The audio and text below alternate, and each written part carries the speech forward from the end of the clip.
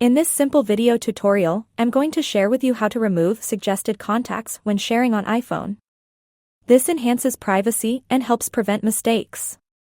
It reduces the risk of accidentally sending sensitive information to the wrong person, especially when suggested contacts appear from recent conversations or shared activities. Now let's say you want to share this photo. Tap on the share icon. You will see these suggested contacts. To manually remove any, simply long hold onto any contact and tap on Suggest Less. The contact will disappear automatically. Now to completely remove all these suggestions, simply head to your phone settings. Select on Siri. In the section of suggestions, make sure to disable this option of Show when sharing. The suggested contacts will disappear when sharing anything on your iPhone.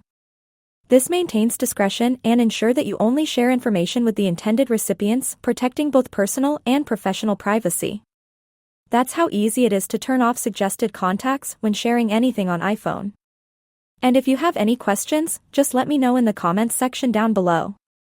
Please don't forget to leave a like, share and subscribe for more informative tutorials like this one.